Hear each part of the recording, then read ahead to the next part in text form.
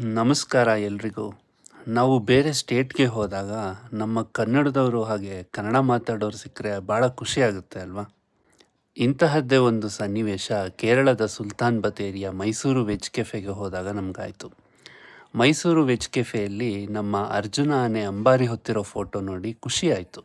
ಹಾಗೆ ಅಲ್ಲಿನ ಸ್ಟಾಫ್‌ನ ಮಾತಾಡ್ಸಿದ ಮೇಲೆ ನಮಗೆ ಗೊತ್ತಾಯಿತು, ಇಲ್ಲಿ ಕೆಲಸ ಮಾಡೋರೆಲ್ಲ ಆಲ್ಮೋಸ್ಟ್ ಕನ್ನಡದವರೇನೆ ಹಾಗೂ ಈ ಕೆಫೆ ಓನರ್ ಕೂಡ ಮಂಡ್ಯದವರು ಅಂತ. ನೀವು ಪ್ಯೂರ್ ವೆಜಿಟೇರಿಯನ್ ಮತ್ತು ಕರ್ನಾಟಕದ ಸ್ಟೈಲ್ ಆ್ಯಂಡ್ ಟೇಸ್ಟ್ ಕೇರಳದಲ್ಲಿ ಸವಿಬೇಕು ಅಂತಿದ್ದರೆ ಸುಲ್ತಾನ್ ಬತ್ತೇರಿಯ ಮೈಸೂರು ವೆಜ್ ಕೆಫೆನ ಒಂದು ಬಾರಿ ವಿಸಿಟ್ ಮಾಡಿ.